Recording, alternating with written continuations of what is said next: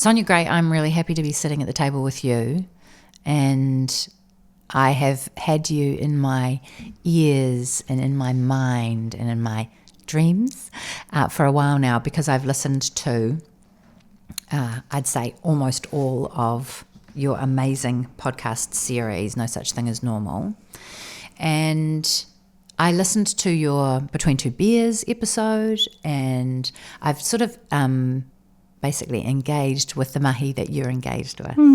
That's lovely. Thank you. And it's been quite confronting. Yeah. And it's been a journey of discovery, and it's also been quite heart-wrenching hearing some of the stories that you've uncovered or just given space for. Yeah. So in essence, for me, this episode is a little bit of a neurodivergence. Hello. Yeah. Neurodiversity as a whole. Hello. I think it's long overdue, which is why I'm kind of, doing this mahi with some intensity, I think. Being an ADHDer, I do anything that I'm really passionate about with intensity, but I do feel like there is so much suffering and there is so much misunderstanding, and it doesn't have to be that way. And so my kaupapa is I'm trying to find a way to show society that we are all different. That's really simplifying it, I know, but finding a way to get society on board with this, with different cognitions, with the fact that there's no such thing as normal, and that's a job in itself. Yeah, and what I hear you saying when you're saying that is what you'd like is for there to be a spacious place where we can express who and how we are safely. Yeah. And with some degree maybe of understanding or support, so that there's space and room for neurotypical, there's space and room for neurodivergent, there's space and room for an expression of how we are in the world. Yeah. Without it threatening maybe somebody else's way of being or requiring society to stop people behaving like that. Yeah, it's so tricky. So I want to hear your story, but can we, in terms of neurodiversity, what are the current statistics? How many people in our culture walking around today in New Zealand are neurodivergent? Well, who knows really, but we could say probably 40%. 40%. 40%, yeah. I always said 20%. Talking to some experts now, it's like probably closer to 40. 80% of those people don't know that they fit the criteria for a diagnosis. And they're just walking around thinking they're a bit crap. And that's terrible. Ouch. I know. Yeah. I know. Tell me about you. So your journey involved your daughter Inez. Yeah. My one of my twin girls. It's interesting having twins because, they're in the environment together. Treated they're growing, and so, but when they come out, it's very obvious right away. I'm sure other parents of twins will know that they are just different, And so Nez, very early on, if I'm honest, struggled with just the world. It was like she was allergic to the world. As a baby, she just cried all the time. And then, we managed things, but at about the age of 6 was when she started just not coping at all in any environment, particularly at school. And the running away started and the violence at school started. And it felt like it was all falling apart really, really quickly. And what I couldn't believe was that there was no help.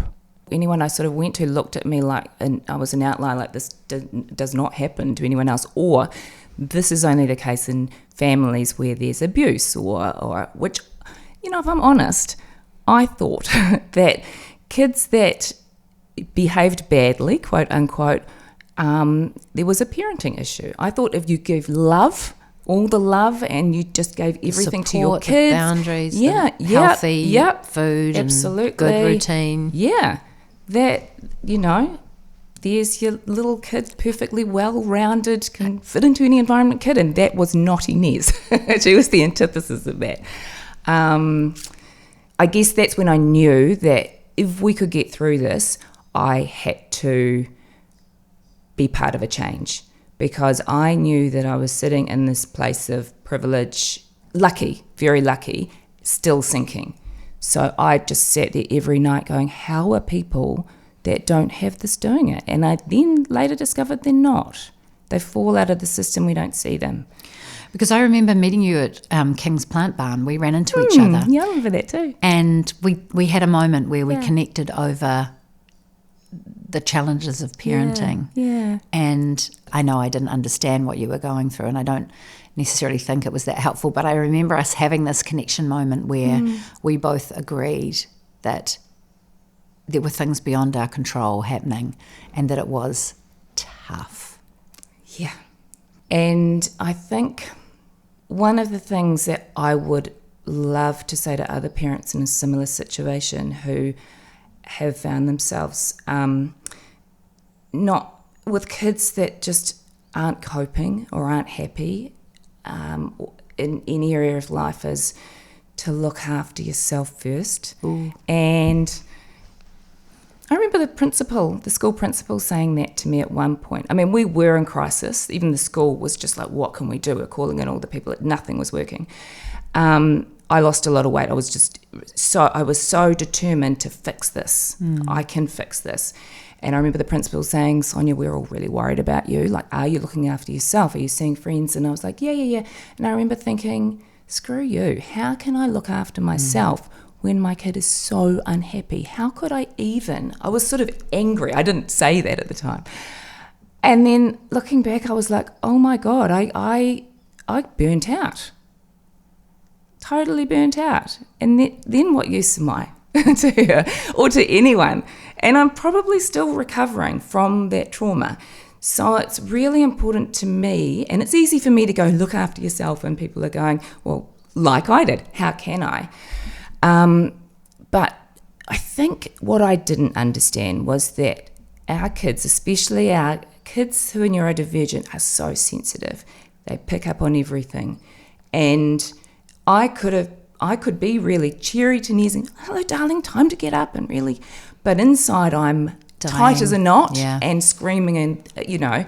She feels that, and she responds to it. And that has been the game changer. One of them, there's many factors, but just really working on regulating my own emotions, which is complicated as an ADHDer. So I want to come in here and say that for anybody listening who is a mama, and some of our listeners aren't, and so I guess we'll find out how to wrap you into this kōrero. As somebody who is looking after tamariki and children, it is very hard as a mama to look after yourself well. Like, that's really hard. That brings in elements of you being selfish, or your focus is not right, or you're not doing your role properly or your job properly, or you might feel like you're failing if you've got a kid that's struggling. You're failing as a parent, right? Because that's how society sees it. And that's how we see it individually. If I'm good, if my kid's good. If the kid's happy, I'm happy. Yeah. And there's an element where that's true. And then there's also an element, I had a child who, in a different scenario to yours, but who hated school, like really struggled to go to school and didn't hate the whole of it, just never wanted to go, would beg us, could you not homeschool me? And getting him to school every day was problematic. And I'm like, man, I'm stuck in this rut where my kid is surviving. And I thought, that's not good enough. It's not good enough for my kid to survive school. Like, there's nothing aspirational about that. I need him to be able to thrive. And so we did start to look for areas where he could have competence, where he could have some solid ground, where he could achieve or feel good about himself. And yet, in some ways, because perhaps he wasn't so far out, we didn't take as much action as we could have. That's really interesting you say that, because now looking back, I'm like, in a way we were lucky that Nezzy was so dysregulated and so not coping, because action had to be taken. Yeah. And there was a long period leading up to the action being taken, where I was sort of knocking on doors and begging and pleading, and they were like, no, she's fine. She's fine. Yeah, she sits under the desk for most of the day and barks, but, she's not bothering anyone. But when violence comes in at school, that's when they have to take right? action, and that's when it flips very quickly, and it's like, what's going on at home, Sonia? Why is this? And it's like, wow, okay. I've been trying to tell you this, and I do want to say, it's so hard for teachers. It's so hard for schools. They don't have the resources. They're not well equipped, trained. They're doing the best they can, but it's very difficult having it thrown back at you and getting emails saying Inez is non-compliant today.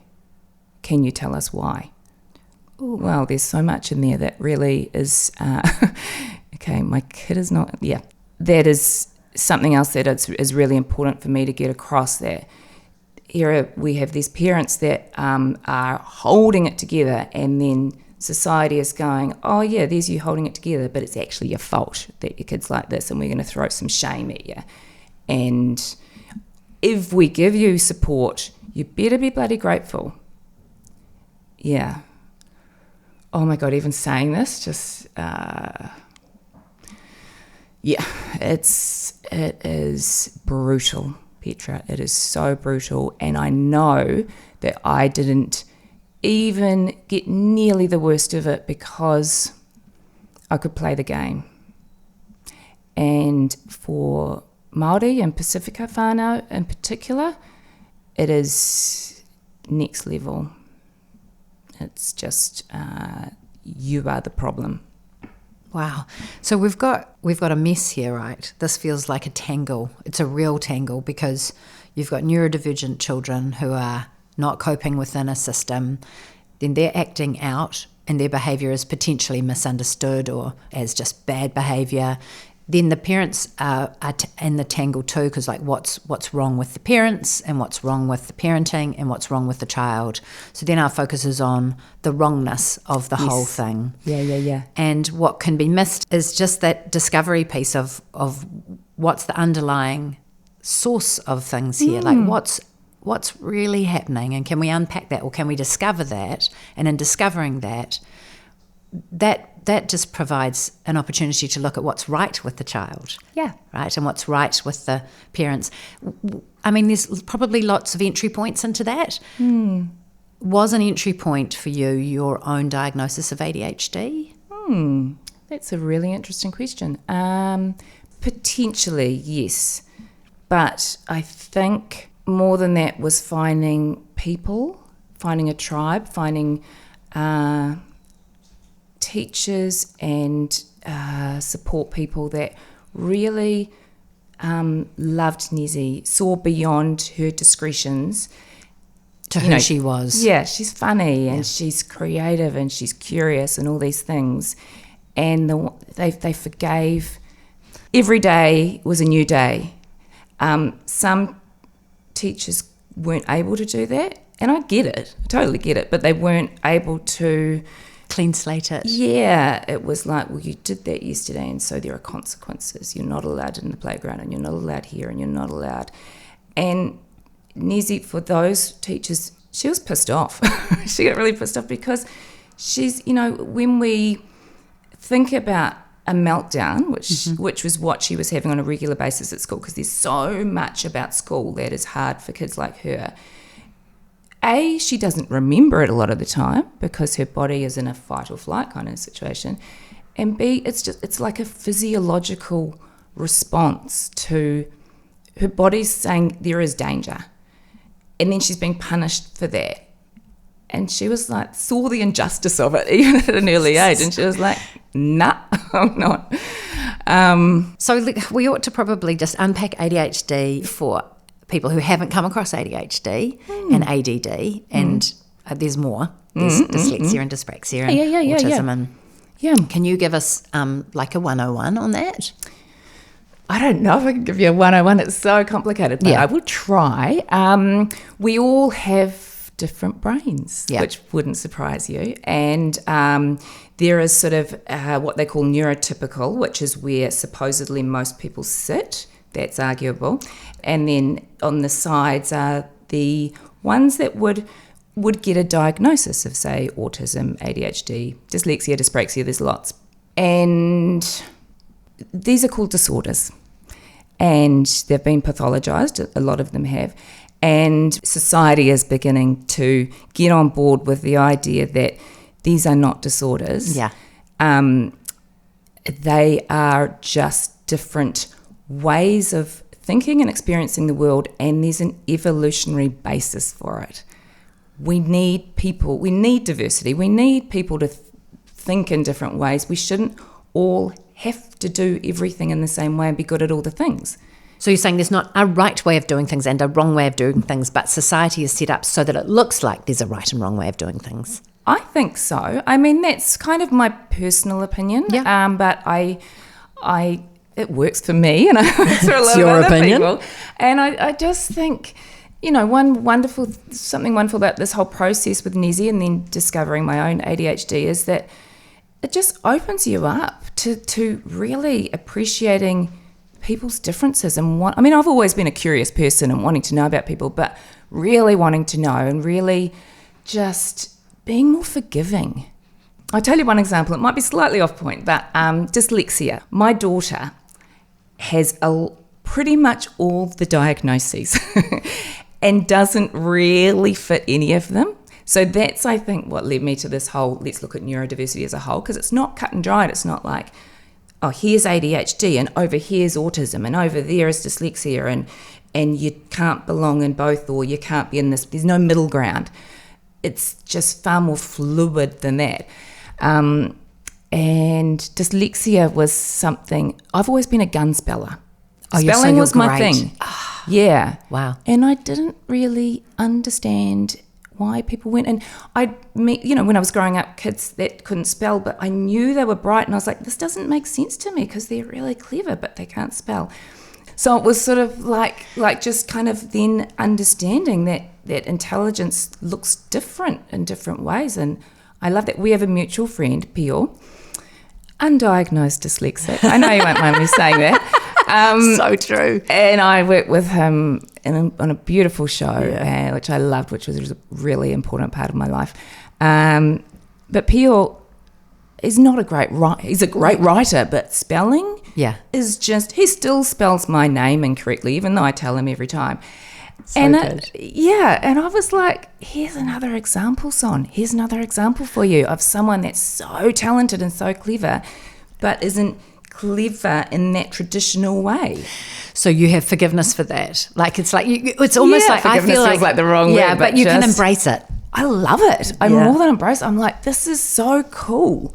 So, and I you know what? I've thought that right along with Inez, I kind of was like, she's so interesting. I can't even appreciate it because I'm living in it and trying to get her through every day. But why isn't there someone else that comes along and is like, what makes you tick? Like, and then you finally find people like that. But I think we need to do more of that. Like, let's listen to these kids and adults, but the kids that are kind of pushing up against society's norms. What are they trying to tell us? What's their message? I feel like they have. I feel like, we talk about disorders and that they're kind of behind. I feel like, and maybe I'm biased because it's, my kid and kind of me, but are in front and we have so much to learn from them. And just back to Pio, Pio said to me, Son, in the Māori world, we don't see difference as being lesser than. Like, difference is embraced. I was like, yeah, of course it is. Even down to the Māori words for ADHD, it's aroreretini. Aroreretini. Attention going to many places. That's so much nicer than, I can't even remember. Attention, deficit, hyperactivity, disorder. Yeah. And autism, takiwātanga. Takiwātanga in their own time and place. In their own time and place. attention going to many places. Words are really powerful, eh? Yeah. I remember listening to your podcast and hearing that one statistic for neurodivergent people is that, or ADHD people, is that by the time they leave high school, they will have heard 20,000 more negative. It's actually by the age of 12. Boys by the age of 12. Oh. That's all right. No, that's what I'm here for. So by the age of 12. Facts right. I love a fact checker. You can be my spelling gun fact checker. Oh my God, yeah. We'd make a great team. Yeah, see, teamwork. Yeah. By the age of 12, they've heard 20,000 more critical messages than the average boy. Ouch. What does that do to your self-worth? Sense of self. Yeah. Yeah. The are you okay? Well, no, I'm not, obviously, because you keep telling me I'm not. And then we tell them, just be confident. Just have another go. Just try harder. Just try harder. Just try harder. And then we see with so many of them, they get to a point where they're like, I've really tried hard and it's not working and I'm going to give up. And that's actually something I saw with Nez and a lot of kids actually. There's this fork in the road. I talk about this a lot because it's so important. With Inez, she was trying really hard at school, everywhere, trying. And then still just it wasn't working. And I just saw it was almost like one day to the next, she just gave the middle finger to the world and went, stuff it. I'm just, you keep telling me I'm wrong, I'm naughty, I can't do this, that. Well, I'll live up to it. Yeah, fuck yeah. And that was terrifying. We have a mutual friend, Rachel, who had a son, Theo, who was going through the same things as me. And I was like, somebody give me a number, like I have to meet her. And we sat down and we were just like, how do we keep our kids out of jail? Because that was the trajectory we thought they were on. And so we were lucky that we could pull our kids back. But back again to if you have a lot of other stresses in your life or money problems or all the things that life throws at you, you may not have the space to do that. And if we look at the jail cells, they're filled with neurodivergent people. And then we go, well, that's their fault because they knew right from wrong. I mean, then you get the other side where they excel. I mean, the billionaires and the CEOs and so many of them are dyslexic or ADHD. And so it can kind of like that's why it's so important to catch them before they get to that fork in the road. So the thing the reason ADHD is in my frame is because I've got this cohort of friends who are all getting diagnosed. And so I kind of I'm looking around going, oh, wow. And you? And you? So I've got this really calm, very, very domestically oriented kind of a spiritual guru kind of a friend who lives in Australia, and she's got an ADHD diagnosis, but she just thought she was dumb. She just thought for her whole life she was dumb because she couldn't hold a sentence, she couldn't hold her thoughts, she couldn't keep them. But when her daughter got diagnosed, she ended up getting diagnosed. I've got another friend whose daughter was diagnosed and then she ended up getting diagnosed. I've got another friend whose son was diagnosed and she hasn't yet got diagnosed, but she's like, I've done some of the questionnaire and it's a bit. So all of a sudden, for people my age, with children who are, and for people my age who listen to this podcast who are often women, we are not ADHD. Women aren't so much this, or is it that women are better at masking? What is it? No, because my diagnosis is the inattentive form of ADHD. Again, this is the medical model. So, they like to put things in boxes. So there's inattentive, there's hyperactive, impulsive, and then there's combined. And so my diagnosis is inattentive. But the more I think about it, I'm like, I am hyperactive inside. Yeah. And given the opportunity to break free, I'm on, I'm all on. Let's go. Yeah. But I have lived a life of hypervigilance, and from a really, really early age, I knew that I couldn't trust my brain. And I was actually at daycare I must have been 2. They said to my mum, she's pathologically shy because I didn't speak. I didn't speak to any adults until, for a very long time. Really? And so it's weird saying I'm hyperactive. It's weird that I've ended up in the job I'm doing. But I think if I kind of go back to that little Sonia, I kind of got really early on that I couldn't kind of do things in the same way other people do. I couldn't follow the instructions. I kept missing the beat. And at school, I could cope and I was bright, so I got through, but trying to focus was just really, really difficult on the boring stuff. And so I think it was like, in order to stay within the tribe, to stay safe, you have to mute yourself, because you can't trust what's going to come out of your mouth. Yeah. And so can we talk about the whole woman and ADHD and stuff? Because it's a big topic. It's something I'm passionate about because, I mean, you probably know that women are the most underdiagnosed group. And there is no way I would have suspected that I was an ADHDer had it not been that one of my daughter's psychologists said, I routinely check get parents tested. And my husband was like, yeah, we can do that. And I was like, oh my God, no, I don't, come on, I'm on ADHD. Do the test, Sonia. Got 100%. Congratulations. Thank you. I was stoked. You aced the test. I was really stoked with that. But I was still like, I don't know about that. Is there something I did to, because I didn't feel like I felt like if I accepted that ADHD and the fact that my mental filing cabinet didn't work that well and all the things, then I was somehow shifting the responsibility for my kind of slackness elsewhere. I just, when you've lived kind of a life of being really hard on yourself, it takes a while to go, actually, it's not my fault. Yeah, no, I don't know what you're talking about. Yeah. Just jokes. Something else that a lot of late diagnosed people, in particular women, go through is they're angry because they look back at their life, sometimes angry at their parents for not spotting it, angry just that they've wasted time. I didn't feel like that because I don't know why. I was just like, oh, cool, I know now. And it's been a progression, and it's been just so great, just learning about not just the challenges, which we always talk about, the challenges, but all the positives. And I can honestly say, if someone said, we can take your ADHD away from you, so you'll never have to worry about being organised and your mind won't be a clutter and all the things, but you'll also lose your passion and your need for justice and your creativity, I'd be like, no way.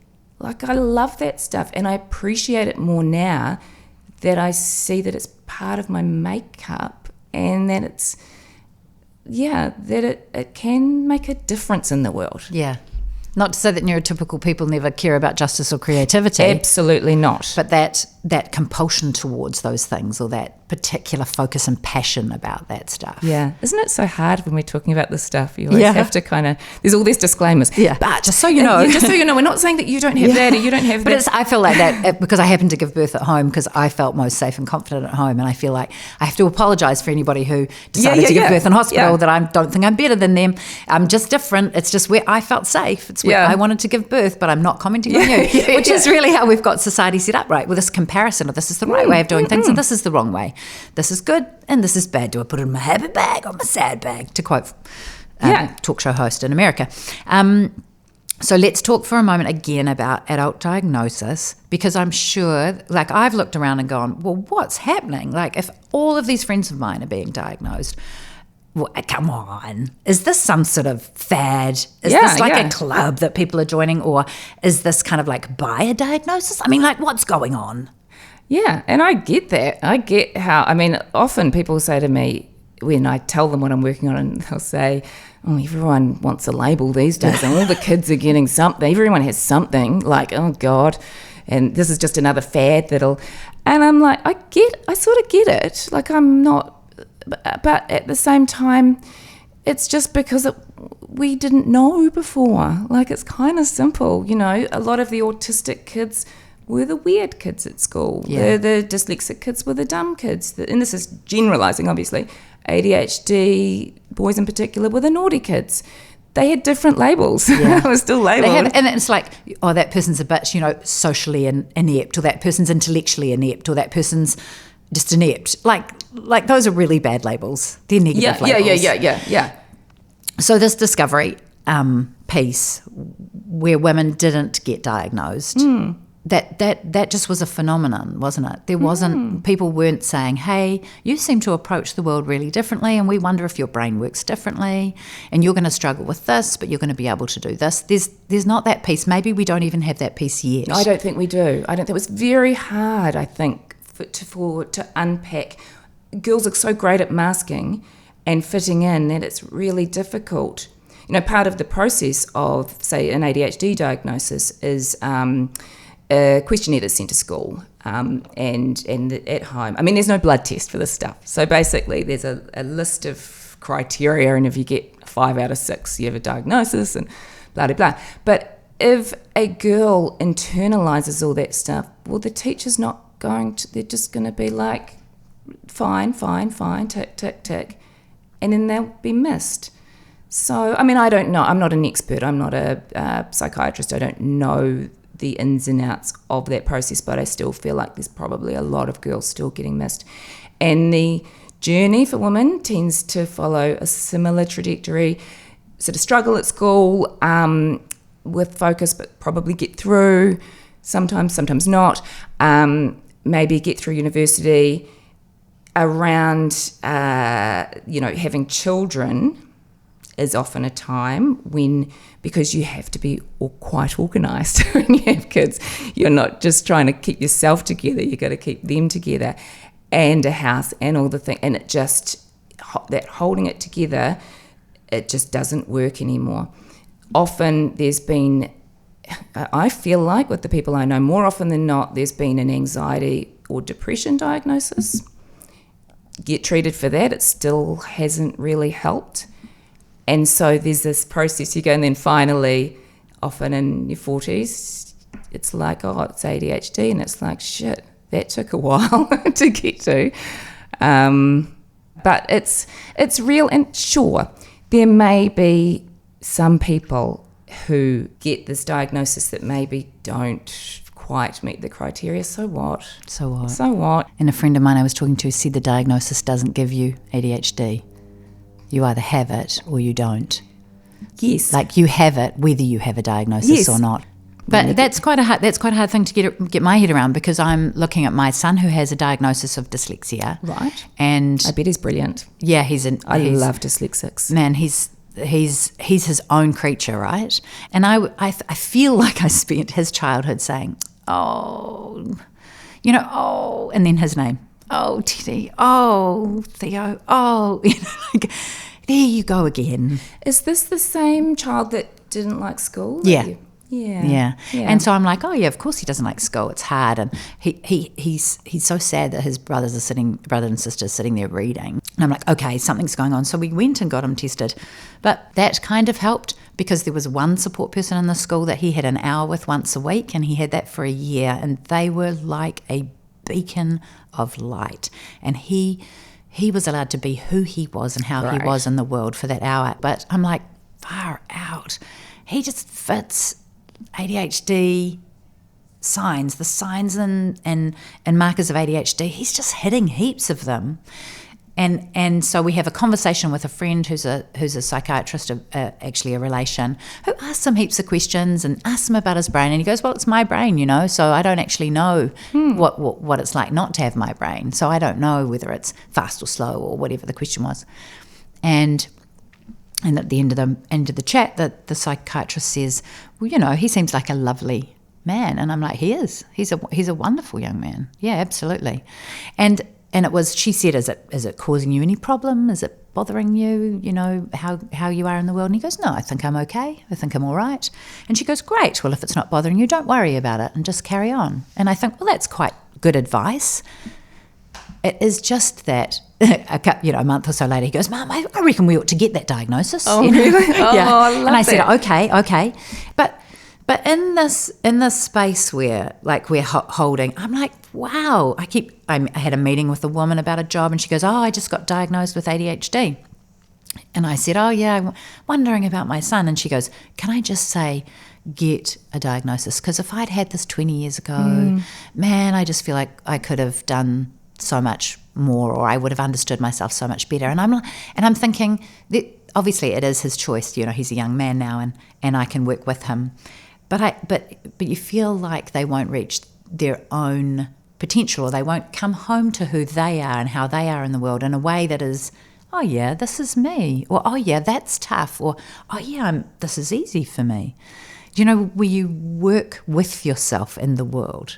Yeah, but doesn't it piss you off that your beautiful son had spent so many years in a system that didn't appreciate him, and he was told, not necessarily explicitly, but he knows that he isn't up to, doesn't meet the standard for these really important things like reading and writing and maths or whatever he struggles with. Sitting still. That just sitting still. Not asking too many questions. Yeah. Following instructions. Just getting on with it. Piss you off, doing his homework. Like, yeah. You know, that he has to have supports to fit into a system that doesn't actually work for him anyway. I don't know. I try not to get too emotional about this because I don't think it's helpful, because my whole thing is I need to find a way to communicate with everyone, and sometimes it's so easy to get angry. Oh yeah. Especially when it's your kids. Yeah.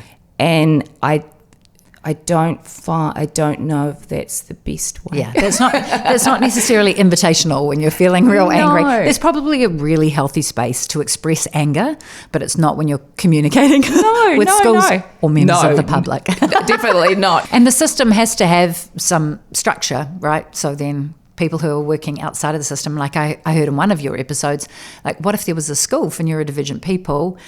But even then, there'd be problems with that, right? I think it's so much simpler. I really do. I think you think about when little kids, the example we always use, they don't see race, right? Until we're told. They're told, oh, that's your different thing.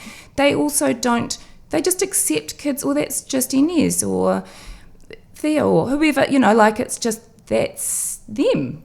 We know how they work, and so why can't we take the wisdom of the kids and just carry it through? This is one thing that one of the people I work with is advocating for, is that when kids start school, they all go through this process of learning where they struggle and where they excel and where this person, and then oh, okay.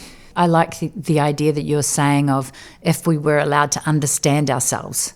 If we were allowed to understand ourselves, then we can understand each other.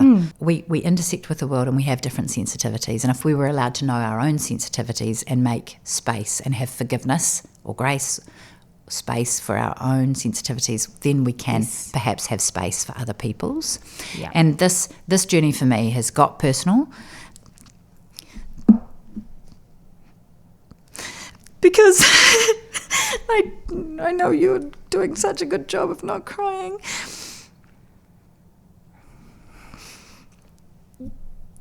In looking at our son and in asking questions like, why is it that socially things are more complex for him? And why is it that educationally things are tough and really challenging for him at certain. And why is he the messiest kid in the house? And why does he just walk past everything all the time? And why does he leave everything everywhere? Why does he lose everything all the time? And learning about this, I feel like, oh my goodness, I've just lived my life trying really, really hard to do all these things that feel impossible, that feel so hard, like time management. I love that you texted and said, yep, I can do 9:30, but I'm going to aim for 9:15 because I run late. And I'm like, wow, I love that. You've got it. You know that you run late. That those minutes between the 10 minutes before you're supposed to go somewhere, and you're doing 15 things inside of that 10 minutes because you think that 10 minutes will just expand to accept everything you need to do, or sitting down to do something that must be done, 15 minutes before it's due, or all of these things. Like, I've just started to go back through my childhood and go, holy heck, talking too much at the dinner table, being told I interrupt too much, being too dramatic or too loud, being late, not being able to put things in the post, like just not being able to book appointments, just like so struggling with these basic administrative tasks and not fitting in. That's so beautiful. So beautiful that you got. It's so brave of you to actually express that, and it makes a space for others to do that, and that's so important. And you're not alone, obviously. You're not alone. And we might say... Less alone than ever. Less alone. We're everywhere. I know. There's shiny people that struggle with things like, time. Our society is built on time is so important. And if you're late, then you have no respect for the other person. It's like, oh my God, I do. It's I just actually that love the other person. I love them. But there's something, and I have got, because I'm trying to understand my brain and so to understand other people's and help people understand themselves, I'm like really getting in there and going, what is it about leaving now? I know I need to leave now. Yeah. I know I need to leave now to get to Petra's. It takes 25 minutes. Yeah, I'm looking at Google. to leave now. But somehow I think that time will magic itself somewhere in the middle. Do. And so I try to see what it's like actually leaving at that time. And there's a resistance there. It's just like, it's almost like, I think what's happening, and I'm not an expert, but I feel like what's happening is that, we're dopamine driven. And so that procrastination is there so that we get to that point where sort of disaster is almost going to strike. Not disaster, but yes. So then we go on the adrenaline. Yes, we do. Because we need either dopamine or adrenaline, because that middle ground, we can't function. Yeah. How many of my university assignments were late? Out of my 5 years at university? All of them. All of them were late. And if they said to us, you can hand it in at 5 p.m, but we clear the box at midnight on Sunday. Oh, right, yeah. I would hand them in at midnight on Sunday, or I would get an extension. I think I got an extension for every single assignment at university because and I just used to think, what did I think? I thought I was lazy or dumb or just couldn't be bothered. So then I get older, I grow up a little bit, and I'm like, I'm just deadline driven. I'm just a deadline oriented person. I'm just a time optimist. So I've got theories for all sorts of things. I had a teacher who used to make us finish her sentences. Oh, that's why I finish people's sentences, because she trained me to finish people's sentences. Yeah. Or, because there are all these ideas that you form about yourself when you behave in a way that's not socially acceptable. Yes. So interrupting people, arriving, and just with your own ideas in your head and just talking. Yes, it is rude. Yes, you can learn not to do it, but it's not coming from a place of rudeness. No, the intent is not, I want you to hear what I have to say. It's just like you're just caught in this whole swirl of brain activity. And so I love that I've learned not to interrupt. I love that I've learned to listen better. It's a real addition to my life. Yeah. But not from a place of I'm wrong or I'm bad, from a place of this is a skill that I need to intentionally embrace and pursue if I want it. But I just can't keep going through the world with a I am wrong or bad or lazy or rude or unorganised or incompetent or don't care, because I care deeply. I know you do. Of course you do. I can see you care so deeply. Yeah. And part of the thing of finishing sentences, I imagine, I don't want to, put words in my mouth. Yeah. Yeah, you'll do that. But you want to, if you're talking to a friend and you finish these sentences, you're trying to show them that you get it, and you're giving them an example, and it just sometimes cuts them up. Like, the intent is good. Mm-hmm. The intent is good. And the fact that you're looking back and reflecting and looking critically is good. It's all good. This is all, I'm excited for you. Same. I'm same. And I've cried a lot, and I've felt, just recently I've been crying quite a lot, because I'm like, holy heck, it feels like jigsaw pieces of my life falling into place, and it feels like all this energy. Like I just was saying to my husband this morning, my journals from my 20s were, I'm so tired, and I was like, what the heck was I tired from? Because I wasn't playing sports and running for 14 Ks every morning. I was just exhausted all the time, and I was like, what's wrong with me? Why am I so tired? But I think now I was working really, really hard to keep functioning in a system that didn't completely make sense to my brain, and then you're apologizing all the time. I'm so sorry I'm late. I'm so sorry I'm replying late, like making decisions about things. I'm just terrible at making decisions. Well, what if it's not that? What if there are really very few dopamine hits to be got from emailing? But then, how many unread emails do you have? I had hundreds, and now I've cleared them. I have. It's too far gone. I'm too embarrassed. You've got thousands. I'm up to about 60,000. Wow, that's and counting. Yeah. But I might need them. Yeah, so I have them, keep them there in case I need to come back to them for some. Anyway, that's just. I like the fact that it feels like within neurodivergence there's room to move. There isn't one expression of it, and it doesn't mean you can't hold down a job or hold down a relationship or hold down raising a family. It doesn't mean that you can't succeed in the area of interest that you have, but it does mean that you face challenges that you could align yourself with yourself to do. Absolutely. But if we give people the space, which you're doing by talking now, honestly and openly, if we give them the space to say, hey, I struggle with this. Yeah. Can someone help me? And there will be someone to help you. And I've become so much better at that with the show I'm doing at the moment. I have just, reflecting back from when we started, and I was really good up front at saying, I struggle with this, and this. And so it would really help me if I had everything bullet pointed. Oh, yeah. And, they just love me a bullet point. Bullet point, yeah, because otherwise I can't see it. And so all these things, and I thought, I would never have done that. Even a few years ago, I would have felt like I should be able to because everyone else can. Well, I know I can't, and I know if I hope they want the best out of me, that this will really help me. Yeah, go. And I do think with maturity, like I feel like I've taken action pre any of this discovery. I've taken action, which is, this is how I MC things. Like, this is how I work. I work things out in my brain, and I have bullet points. But I used to sit down to write all my MC notes out, and it would just be like drawing blood from a stone. It used to just be so painful, but I saw other people doing it and thought I had to do it like that. And when I came home to, this is how I function in this space. So I will get it all in my head, and then it's there. And I can't see it in my head. I know it exists in my head.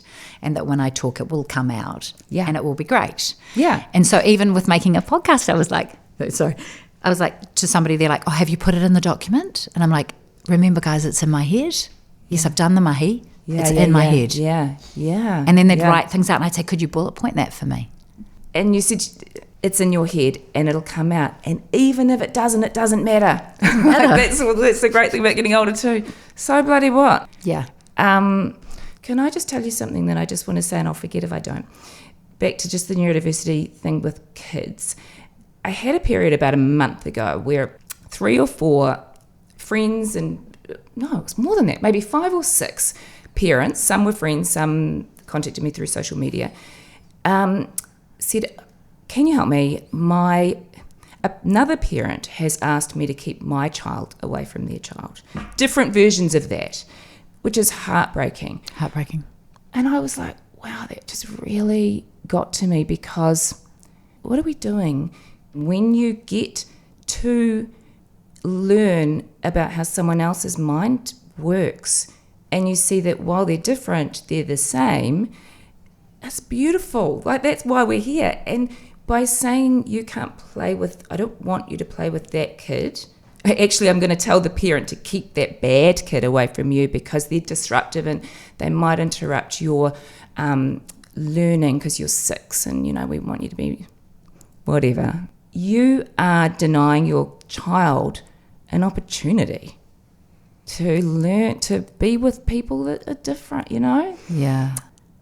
Yeah, I think I do want to say, along with the parenting, shaming and blaming thing, which I think is big, one thing I would love everybody to know is that when you talk about another parent and you judge their parenting, which is so common, which we all do, and we think that's okay, it's not.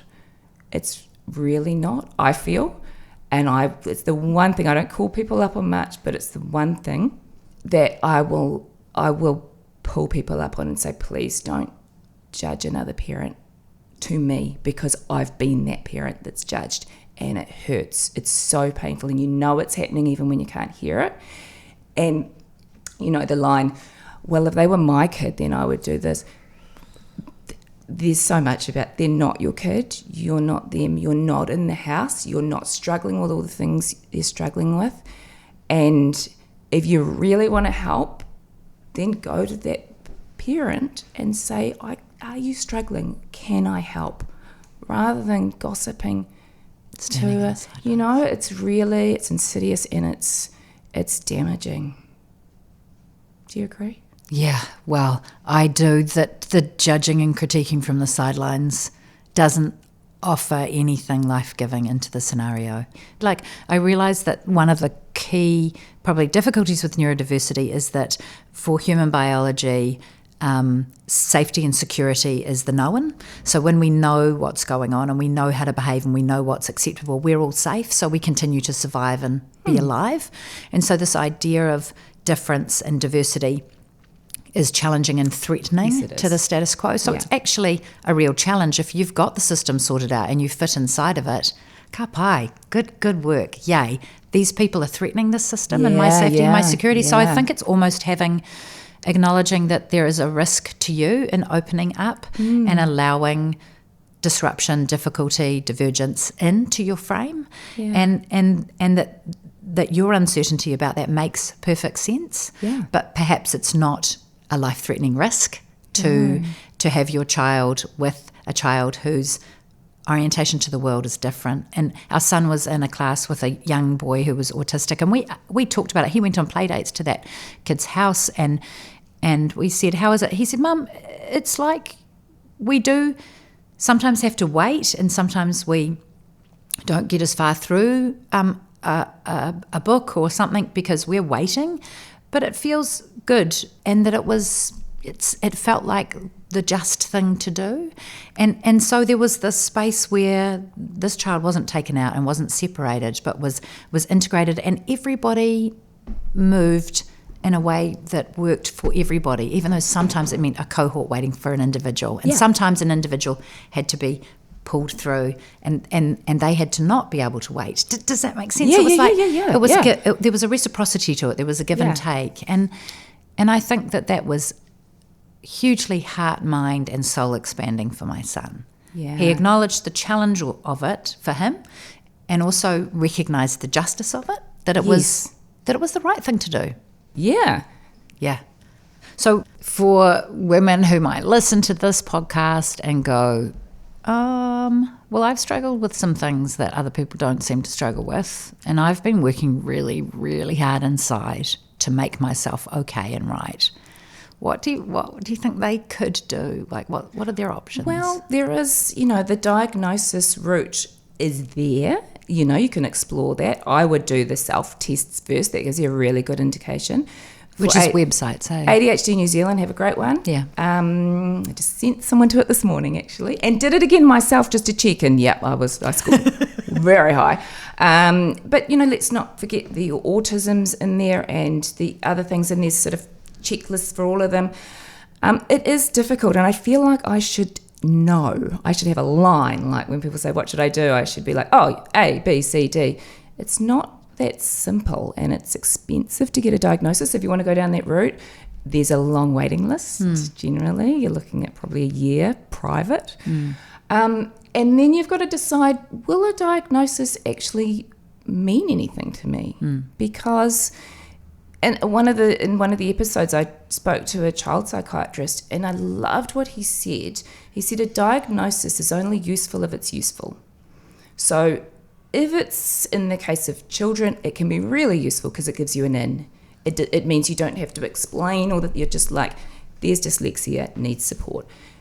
Otherwise, I don't know. Is it, for in your case, if you're tending towards the ADHD thing, maybe it's useful, maybe it's not. Maybe it's just about understanding yourself and forgiving yourself and knowing that this is a thing. And I get that it's important and it's part of a lot of people's identity, especially in the autistic community, that they are autistic and that other people aren't.